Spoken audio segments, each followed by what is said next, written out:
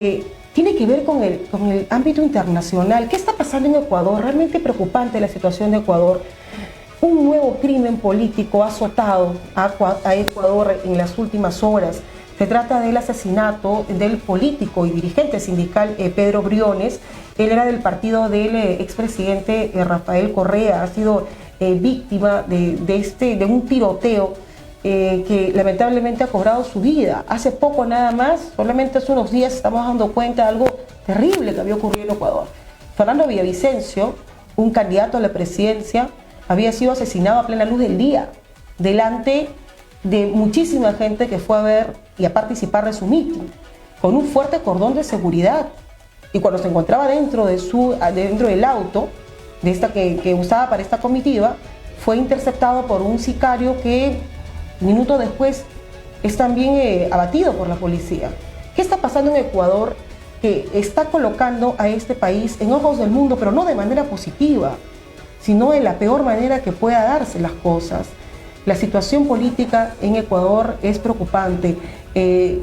Esta presencia marcada del narcotráfico que financia supuestamente campañas políticas, que financia a políticos en campaña y que, según recordemos este video que fue viralizado a los pocos minutos nada más de que se diera a conocer este triste atentado contra el señor Fernando Villavicencio, este grupo que salió a adjudicarse este crimen mencionando que no se metan con este tal alias Fito, que esto le pasa a los políticos que no cumplen con sus promesas en campaña y que reciben dinero en narcotráfico. Bastante preocupante en realidad. Ayer se dio a conocer el asesinato de Pedro Briones, alguien que pertenecía justamente al partido del expresidente Rafael Correa. Vamos a hablar sobre la crisis ecuatoriana con el señor Alejandro de Ustua. Él es un reconocido internacionalista que ya lo tenemos a través del libro telefónico. ¿Cómo está, señor de Ustua? Muy buenos días, bienvenido. Buenos días, ¿cómo está? Gracias por brindarnos unos minutos y poder entender también lo que está ocurriendo en Ecuador, muy cerquita nada más. Estamos hablando de un país vecino que en menos de una semana está lamentando el fallecimiento de dos políticos. Sí, el magnicidio es un instrumento que se está afincando en la región, pero el problema que lo sostiene es algo más de más larga data, ¿no? Esto proviene de una crisis ecuatoriana muy importante de principios del siglo, con la sucesión de alrededor de 7 presidentes y la pérdida de institucionalidad del Ejecutivo, luego con la pérdida de institucionalidad del Legislativo, que ha sido disuelto con esta figura de la muerte cruzada. Y tenemos, en tercer lugar, un problema de orden público y un exceso de demandas, reclamos informales con organizaciones organizadas y no organizadas. Entre las organizadas estamos desde la CONAIE y el partido Pachacuti, que hacen demostraciones callejeras con cierta frecuencia, con gran impacto contra el gobierno o los gobiernos establecidos. Y por otro lado, estas manifestaciones informales, por llamarlo de alguna manera, están vinculadas al crimen organizado, ¿no? Entonces, realmente el problema es muy complejo, aun cuando pareciera estar focalizado en estos magnicidios lamentables. ¿Está ligado directamente con la presencia del narcotráfico en el financiamiento de las campañas políticas? El financiamiento del narcotráfico, probablemente no hay prueba de eso, que yo sepa, pero el supuesto razonable es que la capacidad de infiltración de este tipo de organizaciones es tan potente que efectivamente debe haber una intromisión manifiesta en estas campañas electorales, como puede ocurrir en el Perú, ¿no? Como ha ocurrido en el Perú en las movilizaciones, por ejemplo, en el financiamiento de las movilizaciones. Desde finales del año pasado a principios de este año. Ahora, ¿cómo afecta a Ecuador esta situación? Están a puertas nada más de llegar los ecuatorianos a las urnas y elegir un nuevo presidente en medio de esta crisis que están atravesando. ¿Cómo los afecta más? a Ecuador lo afecta extraordinariamente. Lo que Ecuador atraviesa hoy día un shock de inseguridad ciudadana mayúsculo. No es que Ecuador haya carecido de manifestaciones violentas antes, a través de las revueltas en las cárceles, a través de manifestaciones callejeras, el incremento extraordinario de los asesinatos callejeros, de la presencia de sicarios, algo que no está alejado de nuestra realidad cotidiana aquí en el Perú, ¿no? Pero para el Ecuador esto es un país de 18 millones de habitantes, es la mitad de la población, un poco más de la mitad de la población peruana, en un territorio que es alrededor del 10-15% del territorio peruano. Esto tiene una mayor capacidad de impacto, ¿no? Ahora, el problema es que eso no existía en el Ecuador. Ecuador no era un país vinculado al narcotráfico, no tenía sembríos, no tenía producción, con ajustas era un país de paso, pero ahora vemos que el narcotráfico está arraigado a través de organizaciones extranjeras y organizaciones internas, cuya pista es difícil de seguir. Y bueno, están siempre los especialistas que terminan a las diferentes bandas, pero el hecho concreto es que está arraigado. Y bueno, el impacto en el Estado es un impacto muy importante que contribuye tanto al ámbito de la falta de gobernanza como a el problema de la desinstitucionalización del Estado ecuatoriano. Es un problema grave. Claro, lo cual también afecta, imaginamos, la campaña de manera notoria, puesto que nadie puede estar libre. Por más seguridad que pueda tener, y lo hemos visto con Fernando Villavicencio, tenía un cordón de seguridad, y a pesar que estaba a la luz del día y saliendo a un meeting, fue asesinado.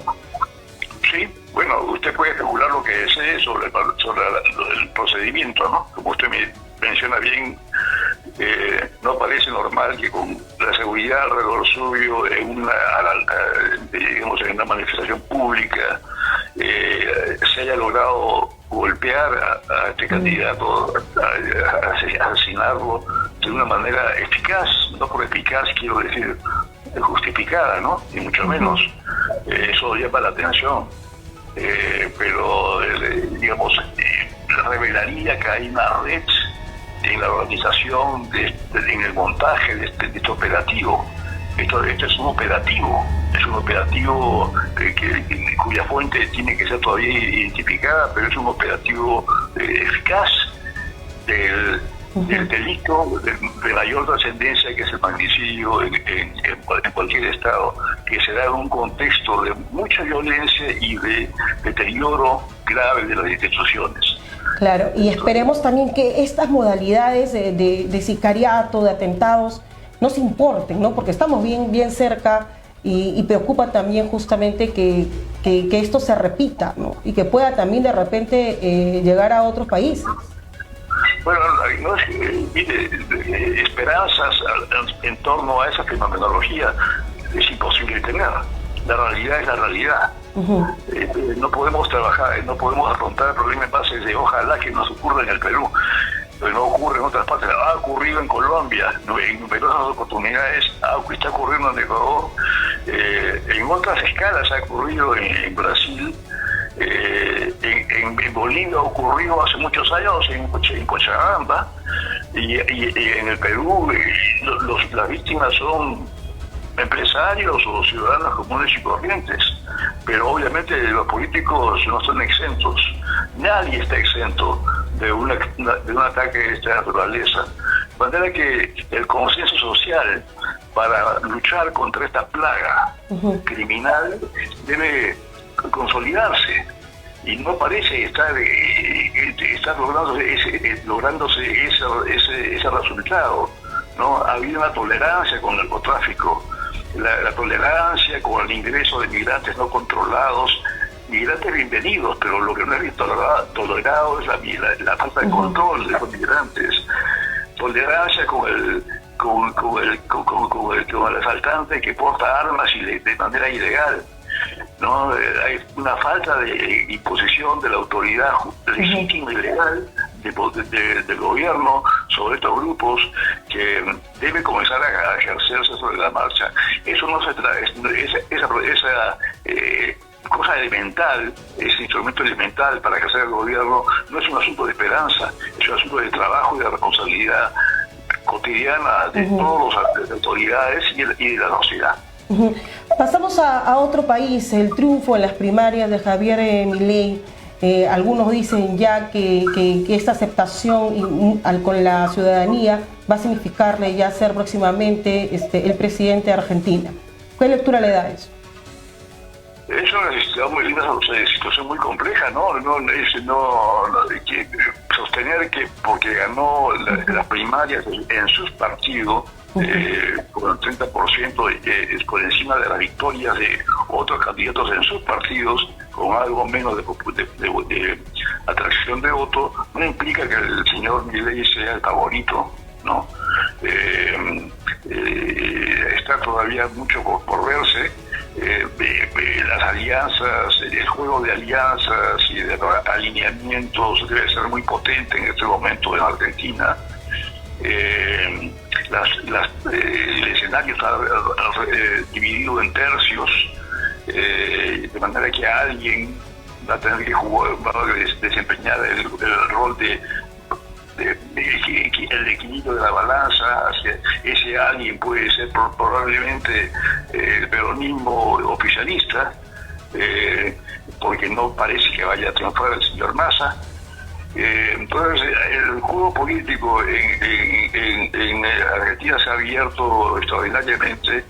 Milei ha aparecido como una representación de extrema derecha, con propuestas que yo no llamaría liberales, ¿no? Más bien son propuestas libertarias en el sentido en su versión anárquica, más que su versión liberal, con mucha furia, justificada probablemente, y eso no anuncia buenas consecuencias. Lo que sí anuncia buenas consecuencias es el ojalá termine en Argentina el abuso del partido de gobierno, del partido peronista, el dispendio, la prebenda, el empleo público gratuito. La corrupción también, ¿no? Terribles casos de corrupción, una inflación, un nivel de pobreza que pasa el 40%. Todo es un conjunto de fenómenos engarzados que vienen desde el año 2000 con la crisis de la deuda a finales del siglo pasado, pero la descomposición viene muy anterior, ¿no? Este último ciclo de descomposición es muy grave. Usted acaba de mencionarlo, es tan grave como el 41% de pobreza en un país que tuvo la clase media más ilustrada y más de mayor renta per cápita en América Latina hace 50 años. La decadencia argentina es algo que obviamente los argentinos no pueden tolerar, pero sin embargo votan por ella eventualmente, y el resto de países latinoamericanos vemos con algún pesar, porque Argentina es una fuente de generación de economías, de integración, si fuera bien manejada, ¿no? Pero no es el caso hoy día. Claro, es bastante particular su forma de ser, ¿no? Es un tanto procaz, se declara rockstar, es bastante confrontacional también con sus contrincantes. Tiene, digamos, ciertas cualidades que no se ve constantemente puesto en un político, ¿no? Bueno, no se ve en un jefe de Estado, ¿no? Sobre todo eso, ¿no? En un político sí se ve. Milei ha probado ser un muy buen político, digamos, trabajando, desarrollando una carrera política singular, ¿no? En términos cuantitativos, completamente fuera al margen de la figura del establishment, pero no aparece todavía la figura del jefe de Estado, ¿no? En el discurso de Victoria ha aparecido el más furibundo representante de un partido político y de una ideología, antes que un futuro jefe de Estado, ¿no? Porque va a tener que tender puentes, llegar a consensos. De repente para la campaña puede ser buena y decir, no, se acabó el gobierno asistencialista, se acabó un gobierno que está despilfarrando dinero, cerramos tales ministerios, pero ya si en caso él es elegido como presidente y asume, va a recibir un país que está totalmente en crisis económicamente y con otros factores también que ya se ha mencionado antes. Bueno, los consensos surgen de las alianzas. El problema es que hay alianzas que sirven a la gobernabilidad de un país en crisis, como usted menciona, y hay alianzas que trabajan en contra, como ha venido ocurriendo hasta ahora. Las alianzas que ha forjado el peronismo no han contribuido a la construcción de la Argentina o a la recuperación de la Argentina. Todo lo contrario, la han puesto de rodillas. Entonces hay alianzas y alianzas, hay consensos y consensos, ¿no? No se ve en la figura de Milei un jefe de Estado capaz de todavía de tender puentes de manera constructiva, en que eventualmente puede ser que él sepa que no va a ganar. ¿Usted cree que es así? ¿En tu experiencia cree que no llegaría a ser el presidente de Argentina, que digamos tuvo suerte en las primarias, pero después ya se va a desinflar esta popularidad que está teniendo en los últimos meses? No creo que se desinfle, porque el malestar en Argentina es muy grande. Probablemente Milei, la cantidad de votos que ha recibido Milei, el 30%, no correspondan todos a la militancia, sino más bien debe haber un muy fuerte voto de protesta que se ha ido para ese lado. Ese voto de protesta puede ser móvil, puede transitar de ese sector a otro sector en las elecciones del próximo octubre. Pero claro, esto requiere de cierta racionalidad y buen trato en la denominada clase política argentina, que ha dejado mucho que desear, y no se ve hasta ahora que dirigente se apura efectivamente con llevar a ese tipo de acuerdo de largo plazo que permita un resurgimiento de la Argentina que todos deseamos.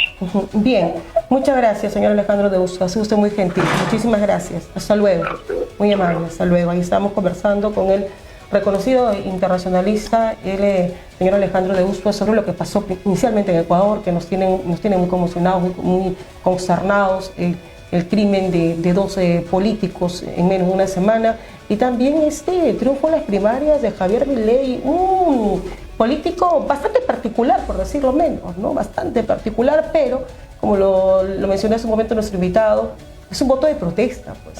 Argentina está pasando por una crisis económica terrible, una inflación nunca antes vista, un nivel de pobreza preocupante. El peso va a desaparecer, a decir de Milei, si él fuera elegido presidente, y va a dolarizar la economía de Argentina. Es un voto de protesta, es un voto que definitivamente pues lo que busca es un cambio, ¿no? Bien, vamos al corte comercial y regresamos con más aquí en Detrás de la Verdad.